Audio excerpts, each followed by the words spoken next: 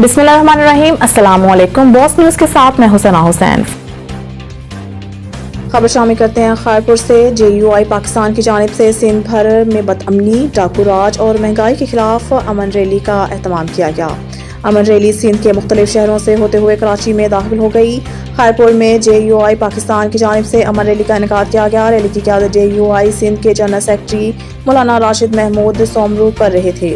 Rally का मकसद सिंध में डाकू कल्चर का राज, मेरिट का कत्लेआम और सिंध भर में बदअमनी के खिलाफ रैली निकाली गई है। इस मौके पर मौलाना राशिद महमूद सोमरू रैली से खिताब करते हुए कहा है कि सिंध के वसाइल दाव पर लग गए हैं। जमीयत इस्लाम एहतजाजी मार्च के तौर पर सिंध की अवाम के नुमाइंदगी कर रही है।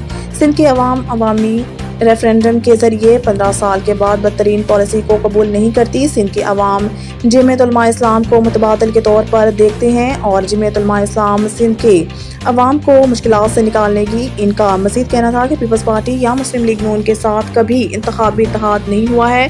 पाकिस्तान के अंदर एहतसाब इंतकाम के नाम पर नहीं होना चाहिए। एहतसाब इंतकाम के नाम पर होगा तो जमीयत उलमा इस्लाम इसकी मुखालफत करेगी।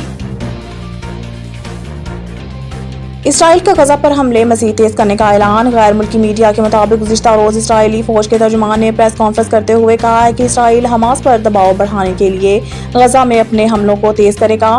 फौजी तर्जुमान एडमिरल का कहना था कि हमें जंग के अगले मरहले में दाखिल होना है और इसके लिए हम किसी के बताए हुए रास्ते पर नहीं चलेंगे।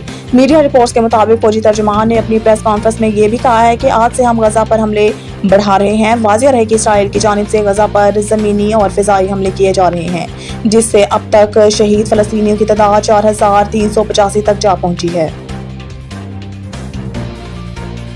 सानहा 9 मई, फौजी अदालतों में सिविलियंस का ट्रायल शुरू। हुकूमत ने सुप्रीम कोर्ट को आगाह कर दिया।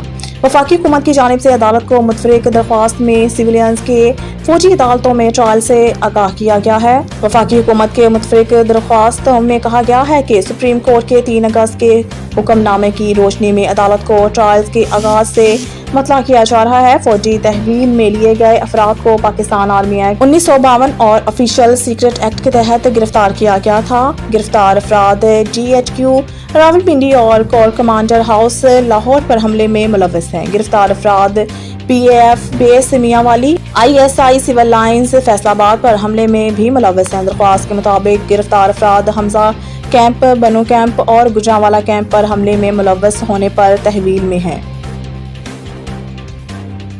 सऊदीया समेत अरब ममालिक ने गजा से फ़लस्तीनियों की जबरी बेदखली को मुस्तरद कर दिया। इजलास के मौका पर फ़लस्तीनी सदर महमूद अब्बास ने अपनी सरजमीन कभी ना छोड़ने के अज़म का इजहार करते हुए कहा है कि हम अपनी सरजमीन कभी नहीं छोड़ेंगे और ना ही कोई हमें अपनी सरजमीन से बेदखल कर सकता है।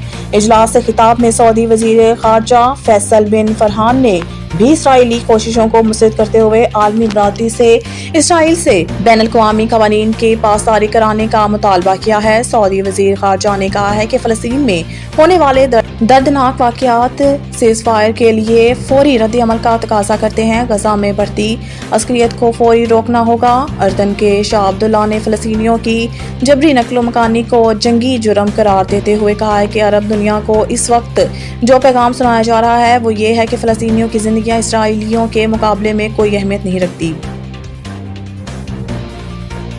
कौमी मुजरिम की वापसी के लिए रियासत ने कानून और इंसाफ को दफन कर दिया।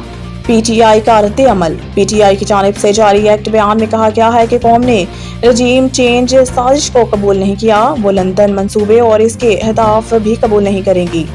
अली मोहम्मद खान ने कहा है कि नवाज शरीफ को वेलकम करते हैं लेकिन वो आईनी तरीके से आते तो बेहतर था।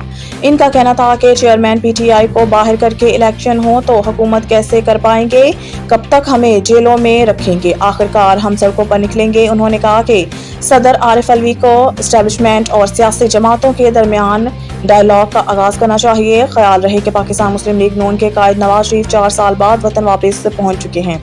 साबिक वज़ीर-ए-आज़म दुबई से पहले इस्लामाबाद पहुंचे, जिसके बाद उन्होंने लाहौर में मीनार पाकिस्तान पर नून लीग के जलसे में कारकुनों से खिताब किया। मज़ीद न्यूज़ और अपडेट के लिए देखते रहिए बॉस न्यूज़।